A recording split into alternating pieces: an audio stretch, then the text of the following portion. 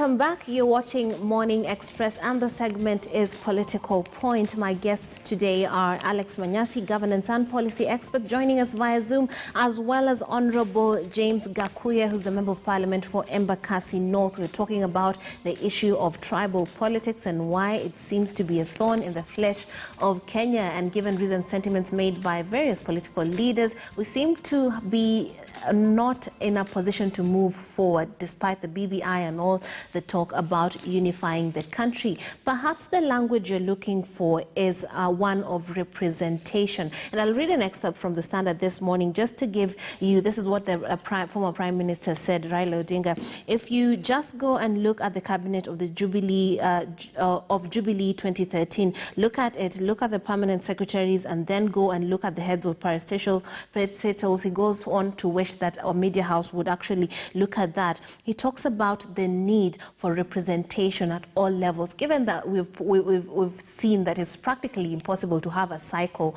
where everyone takes leadership. Perhaps the language we should be speaking is that of representation at all levels, and even in our county governments, then up that and ensure that everyone tends to benefit with the governments of the day, as opposed to just having a certain tribe at the helm of the country. Honorable Gakuya, is that an option that could work, actually?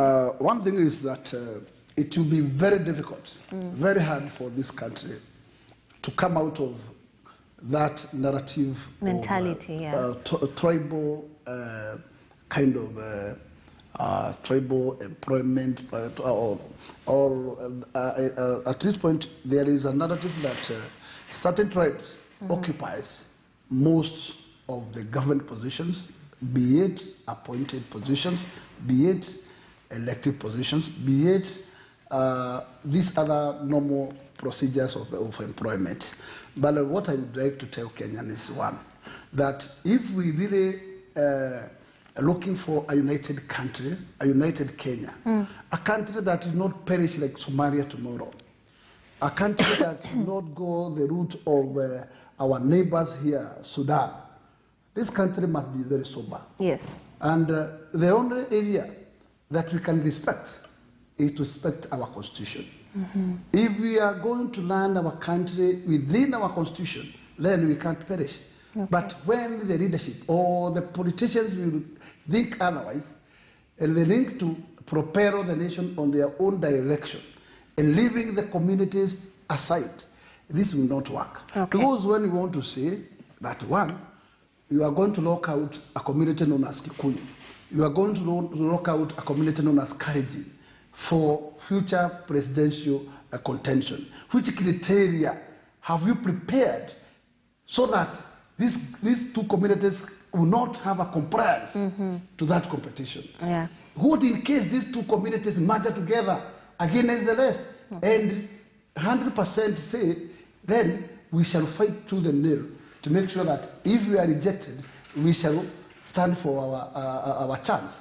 It is a very bad narrative. Okay. This, I would support the sentiment of my panelists, that the reason here is only to lock one person who seems to have already taken the ground. And those who are drafters of strategies, it's like they are convinced, they are confused, and it's like they are out of ideas. And it's like, yes, this particular smoke has become a fire, and to control it becomes hard. But the control of the pressure on the ground cannot be taken to that route of tribalism. Okay. It can't heal, it can't work, it will bring more divisions, and it will make this country more tattered than it is now. Yes. And therefore, we must get out of that tribal notion. Because surely, I am sure, like Honorable former Prime Minister is supporting the direction. This direction cannot yield a lot. It cannot. Because will you take these people as a cattle to the deep and force them to face the deep. And that's a very important point you're bringing out. You cannot force people to do anything. But at the same time, we're having an electorate that is so used to this type of language from the leadership that even one would argue that when you present them with issues and formats and plans, they would still lean towards the very passionate sentiments that come from those tribal utterances that seek to, sway them in one direction or the other. If you appeal to them by saying, this is what I will do for you as the people of this tribe, then you stand a chance or if we band together with this other tribe, then we stand a chance at winning economically or otherwise. How do we turn their mindsets from that sort of thinking before an election is happening, and so that they don't vote in those lines? I am sure Kenyans are past those elements of being brainwashed. Okay. Politicians will steer and will instill a lot of propaganda, a lot of pressure, a lot of different narratives, so as to gain at the end of the day. But my biggest question is, what is the interest of the president of this country past his tenure? Because somebody who is heading to an exit must allow to leave the field and the ground very flexible, and he sits there ready to complete his agenda. And what should be his agenda today is his legacy. How is he going to gain it? It is to give this country a peaceful handing over. Because the country is not heading after Uhuru's tenure. Yes. The country has to prosper, it has to move forward. And therefore, Uhuru cannot stand to tell all the Kenyans that his agenda is to make sure that his idea must work. It may work, it may fail. Yeah. And that's why you must respect the different opinions. You must respect divergence of ideas. Indeed. If I am not persuaded to your direction, I must stand. That is why democracy is there. And let us allow the roots of democracy to flourish. Let us not kill the rearing of our democratic root and path. Okay. If we are going to kill it because of what we call vendetta, of politics, because everything is based on succession. 2022, Kenya is not going to die after 2022, and it is very important to prepare this nation for prosperity, but not to a direction of taking this country back to the dance. Yeah, and you're echoing sentiments that were made by Honorable Martha Karua. Mr. Manyasi, what is your stand on this, tribalism versus representation in government? The drafters of the 2010 Constitution actually attempted to cure that by pointing to the fact that appointments, for example, to government needed to have regional balance. Yes. In my view, the regional balance they were talking about technically were meant to be tribal balance. It's just that they didn't want maybe to use the word tribal. Way, yeah. So the regional balance and gender was supposed to be considered in appointments. What that was meant to do was to make sure that every region feels like they are a part of government. Unfortunately, the regional issue did not work because you can easily get a Luya in Rift Valley at a point, or you can get a Maasai in Rift Valley, or you can get, it's just not possible to say that now you have regional balance by appointing, you have tribal balance by appointing people from every region in Kenya. But having said that, there's something that we need to think about. Equality is not necessarily equity. For example, it will be, for example, unfair to say that the Kikuyu community then will have one slot in cabinet, and Luyas should have one slot, so that we have also Atukana have one slot. You see, equity will mean that when you have people who have very large tribes, for example, then do they also have a responsibility or a right to be represented? NCIC, for example, has come up with reports to talk about the way tribes are represented in the civil service. Of course, it looks like it's skewed. For example, you'll find some communities which are considered very small, having overtaken communities that are considered large. And the unfortunate bit about our country and I want to explain why this boils down to tribes, is that it's because of the limited resources, it's because of unemployment, it's because of those two elements which make it look like for you to succeed as a community, then you need representation. We attempted to cure that by creating the 2010 Constitution and creating counties so that we have resources and then move to the counties, and then we have a figurehead in the name of a governor who will then ease pressure on the focus on the national government. Now, Mr. Manyasi, sorry to interrupt you, yes. But would you say then that tribesmen from, let's say, the Karamajong community does not have a right or should not expect any form of representation from the national level? You see, of how small for as long as we have the Constitution as it is, yes. where in terms of elective politics, for example, for the presidency, just like what Mheshimiwa was saying, right. If the presidency is going to be elected in terms of 50+1, as is in the Constitution, those communities, unless they come in and they're very popular and they're supported, I'm using the word supported, they're supported by other communities, right. Then they will never lead. But in terms of government representation, when you talk about regional balance, you can decide, for example, to pick a Turkana to be in cabinet, who is from Rift Valley, and not pick a Kalenjin or a Kikuyu, for example, who is in Rift Valley. So you see, you'll have still attained the regional balance aspect, but picked the minority. However, the way it works, like I was saying, you see, the competition of politics in Kenya today is also about the economic and political support that you get. And most of the time, for you to govern, you need the support of certain elements of people or communities. So we are very far from getting to the ideal situation where we will say yes. That now we are a country of issues and not a country of tribes. It's basically, you're saying it is what it is, but of course we have a long way to go. Now let's zero in on an issue that has made headlines. That it started off with that letter that was sent to the president by Honorable Irungu Kangata, Senator Irungu Kangata, and now we have here a headline this morning that is saying why Uhuru's backyard is restless. Honorable Gakuya, you asked a very good question earlier on. What is it to the president? What happens after his tenure? His legacy should be the biggest thing on his mind. But then here we're having supporters of the handshake now fearing that their political careers could be on the chopping block because, of course, of a growing support or perceived growing support of the deputy president and a lack of an heir being mentioned or named by the current president. What do you make of that view?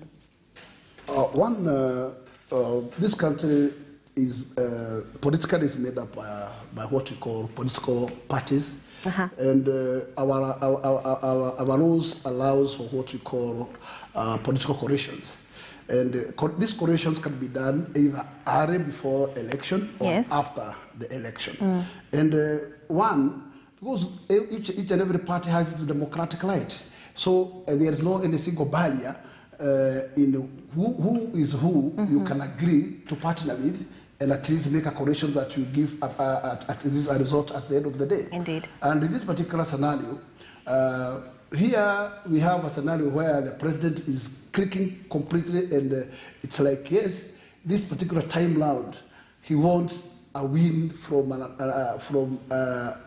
an edge of NASA yes. political win.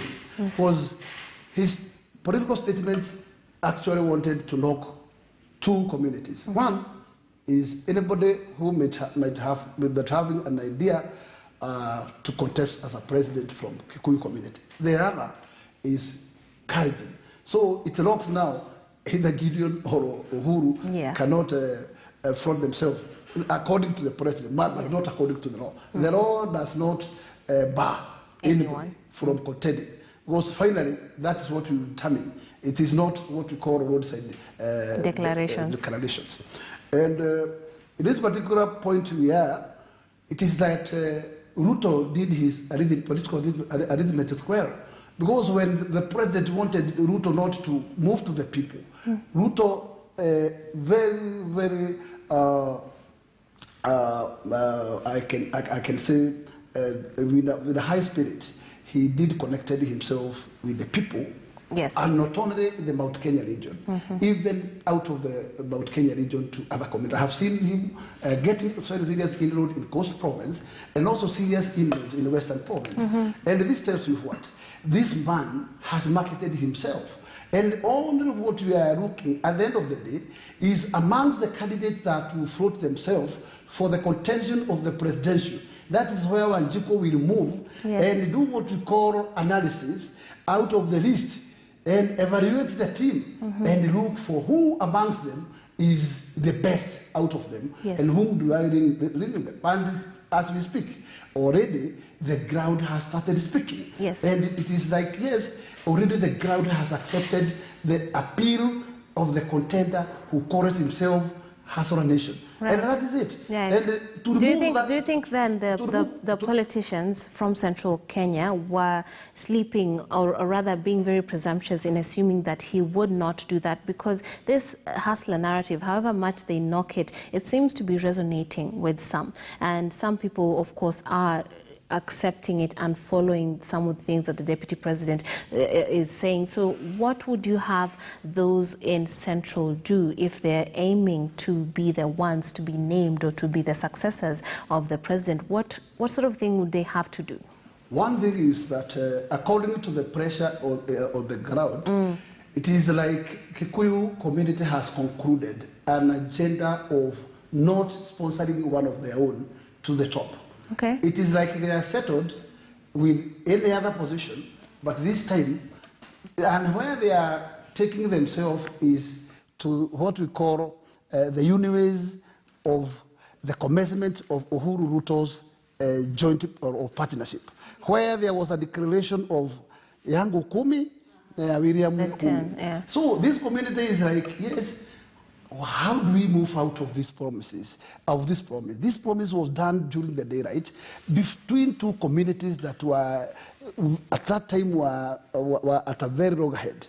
And at least these communities joined together and they started healing them, the woods that were there at that time. And at least a reconciliation process started. And surely they buried the woods and they buried that was current then and now future. And at this point, I am sure Kikuyu are convinced that if we are not going to stand with this promise, then, and it becomes so simple that we will be twisted in the midst of our way, then we are not going to start a community to be respected in the country. And I think this is the notion which has touched majority of the hearts of Kikuyu or Mount Kenya region, that it has become a time, let us not be seen cheaters all the time politically. Okay. And it's, yes, let us be back. Because we've seen somebody who committed himself, who supported us during that time of need. And also, we have gone to a spontaneous election of 2017, with somebody who went and walked around with them. And it is like they have made a decision, here is our man. And the president has a new narrative. He's coming on now with another person whom these people know very well, that was very bitterly with the president during his campaign. Yeah. Then they're asking themselves, what is this has happened very soon, that the president has forgotten all this, and today he wants to exchange this person we know who took us to all those handles and replace him with now this master. Ah, okay. Okay, so they're not suffering from political amnesia. They still remember how the president came to power. Now, Mr. Manyasi, what do you make of those political dynamics in central Kenya? You know, central Kenya is one of the regions that I respect in terms of political maneuvers. Okay. I'm saying that because even as they say that they get to support the hustler, for 2022 and the issue of the letters flying all over the place. First of all, I am on record having said that Kangata was even a mistake in the first place. But having said that, they know how to negotiate for their position in government. They are more likely, they will not tell you, but they will settle for at least a number 2 slot. And so their allegiance is going to be is going to be to the hustler, for example, based on what they get to gain in the incoming government. But having said that, if you look at the central region, for example, the Mount Kenya region, right. There's no history.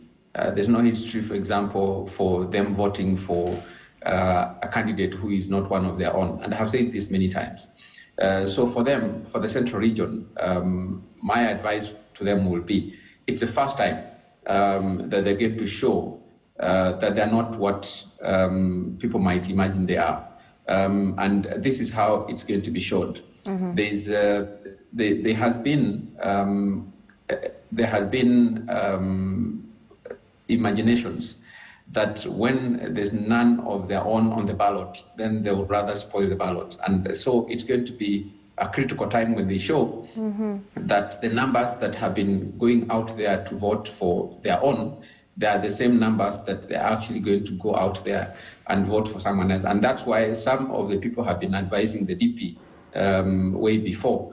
They had been saying that the central region is not a region you can bank on 100% because there's no evidence yet that they are bankable in that sense. Okay. But having looked at those issues, if you think about the politics of tribe in Kenya today, then anybody who ignores the reason why, for example, William Ruto has been going to Western Kenya many times, yes, it's just because of one reason.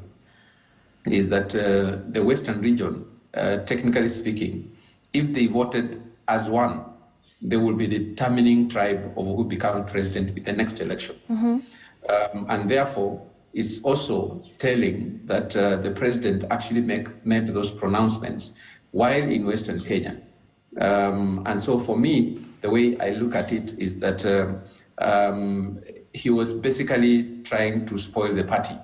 For the hustler narrative, like I said initially, because he knows that, for example, if you were to front Aluya and make other tribes believe that the Kikuyu and the Kalenjin do not merit for today mm-hmm. Because they have been in for too long, and then create the scenario that I said, which was a conspiracy that was created against him towards Kibaki at that time, mm-hmm. And then you create a scenario where it's impossible for anyone to imagine that the two communities can actually go ahead and win an election. It's just not possible. Mm-hmm. Now, still on that, given the gaining of popularity, the alleged gaining of popularity of the deputy president in central Kenya, his narrative of the hustlers being the people that shall be focused on in his rule, or rather under his regime if he comes to win, what difference does it have from, let's say, things such as the Big Four agenda that the president is going for and has established and will be part of the legacy? What is it that has made him more popular in terms of that? Is it his approach to the people? Because when you look at the Big Four agenda, you can't say in its entirety that nothing has been done. There are tangibles in that particular direction. So what is it about William Ruto's approach that is making him gain popularity in the president's backyard? You see, Trix, some of these things are about what people feel and see. For example, if you talk about the SGR, yes. And you're talking to someone in Nyeri, and then how do they resonate with the SGR? How do they feel that the SGR, for example, has had economic impact on their lives? It's zero. When you talk about housing, for someone who has their own small farm in Kirinyaga or Gishugu, who is growing napier grass and feeding their 2 grade cows and taking their milk to the dairy, and you start telling them about the housing project, what impact does it have for them? It's zero. When we talk about mention any other thing. As opposed to the wheelbarrows and, So it's about creating projects that ultimately have no direct impact on Mwananchi in their daily lives. But you see, the narrative that the DP has been pushing is a narrative of talking about Mama Mboga and the border guys and everybody else, which is a reality. And so when he talks about the poor people, the people who are listening to him, 90% of them are actually poor. Yes. So that information and that imagination of their lives beyond today to 2022 and looking at it as a better approach to getting their lives being better makes more sense than trying to talk about the Big Four agenda. So the Big Four agenda, what some of us had problems with is that this Big Four was if it translated into, for example, the housing sector, if you can use that as an example. Yes. If it actually worked the way it was designed, such that across the 47 counties, houses were actually coming up day and night, and the young people are actually getting jobs at those sites, then that will have made sense. But because it didn't work that way, that imagination of selling the Big Four agenda to Kenyans is just something that you will never have an impact. And therefore, if you think about anyone who is pushing that kind of agenda, then you look like you do not stay in Kenya, and Kenyans look at you as an alien. And so everything that you say just does not make sense. Okay. And so that's why the DP today looks like he's an extremely popular man, because he has attempted to understand where the Kenyan common person is. Yes. And that is something that these other guys have not mastered yet. All right. Honorable Gakuya, do you agree that the Big Four agenda can be perceived by the common mwananchi as some very far-fetched, lofty goals, as opposed to some of the things that they really and truly care about, which the DP is actually talking about and tapping into? Yes, the truth of the matter is that the analogy of the Big Four was to create jobs, was to make sure that is an opportunity to give our youths that actually are hampering for what you call a job can have at least somewhere they can rely as a job-creating area. One, the housing was seen as one of the big kind of project that the youths could live from it entirely all over if that particular program worked. Because, as my panelist has explained, there was a lot of hope in that. Because if there is an opportunity for those artists who does what we call juakali weldings, that actually comes out with the product of windows, product of doors, product of those areas of concern, and also to supply the materials to these areas of construction area. I think it was an area to give what you call value to creation of job. But you find even the element of food security, where we also thought that the same idea will work. You give people work to do, so that when people generate this work is being done, they generate impact of what we call final product. And therefore, if it's an area like what we call, we have been saying, we are popping money for like Garana and so on. We wanted to see our youth done there getting something like what the currently youth are doing. There is a concept which is currently going around within which is equivalent to what we call KK. The other former Kibaki is called KKV. Currently, we have another system working, but actually it's not touching every other youth because the chances and the spaces are very narrow, are very small. I wish if it could be able to be robust so that at least it can join and create space for many. Perhaps contribute to... In short, I want to compare what we call the Big Four agenda and the narrative of the Hustler Nation. These are two different nations, completely, because the Hustler Nation and the route the DP is taking is a route that touches the heart direct. It's like giving a parent a direct bursary of maybe 5,000 or 10,000. This you sound more than telling her when Jagia Barbara. Because she feels direct that particular donation.